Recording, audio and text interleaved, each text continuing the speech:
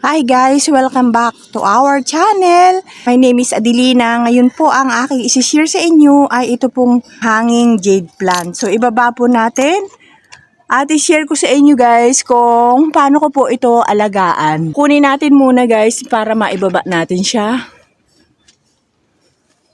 So dalhin natin dito sa ibaba guys.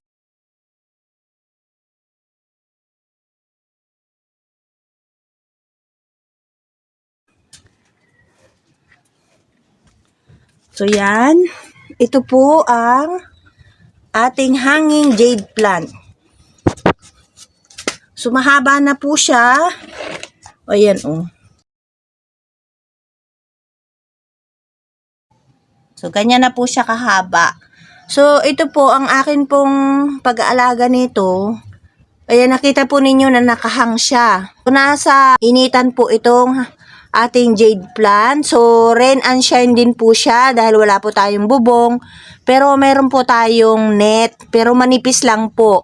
Para pang kung malalaki yung patak ng ulan, masasala po yung ulan. Para pagbagsak, maliliit lang. So ito na siya. Ayan, ang pagdidilig ko po nito ay hintayin ko po muna siyang ma-dry yung kanyang soil bago po ako magdilig. So, ayan, katulad kahapon, umulan. So, medyo matagal pa ito bago matuyo dahil sa medyo malalim yung paso niya. So, basa pa po yung ilalim niya kahit po uminit na siya buong maghapon kahapon. Ay, nung isang araw, umulan. So, kahapon, maghapon siyang uminit. Tapos ngayon, mainit din po. So, ayan, ito, hindi ko nadiligan to nung nakaraang araw. Buti na lang umulan, kaya siya mayroong yellow leaves. Ayan, alisin na natin itong yellow leaves na to. So, ayan po. Ayan, dahil ayaw din naman po nito ng parating basa.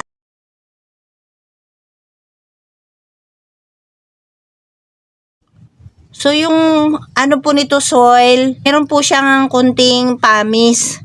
70% na lupa, 30% na pamis. Yan po yung aking potting mix. So, mahaba na po itong ating jade plant. O, ayan o, mahaba na siya. Ayan o, nasunog siya kasi ilang araw ko siyang hindi nadiligan. Ito yung tuyo na yung lupa. Buti na lang po umulan siya. Kaya po nadiligan itong ating jade plant. So, ayan. Ihahang lang natin siya doon sa naiinitan po. Kasi hindi ko pa po na-try na ilagay yan sa shaded area. Puro po naka-direct sunlight sila. At naiinitan po sila mula pagsikat ng araw dahil nakahang siya sa itaas. Kung wala pong mataas na bahay hanggang sa lumubog yung araw, maiinitan po siya. So hanggang 4 o'clock po ay naiinitan po itong ating jade plant.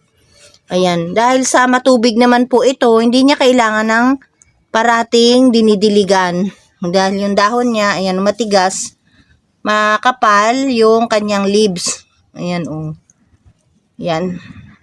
Yung atin pong care tips ng ating jade plant ay napaka-simple lang po. Ayan, oh.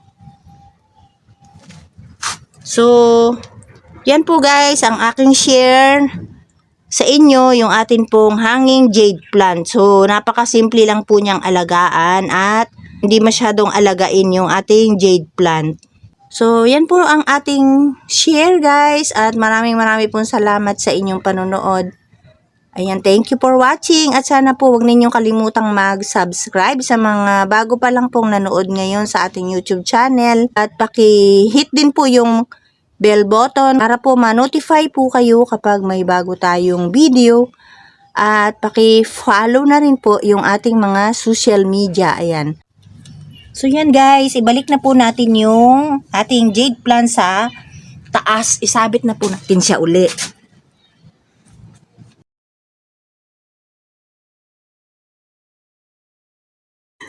Ayan, so iakyat na natin siya.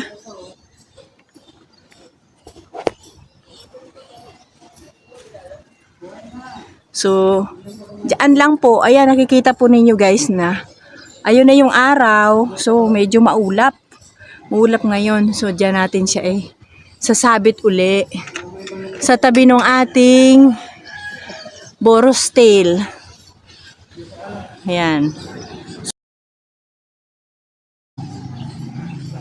So, dyan po ang ating mga hanging plant sa itaas.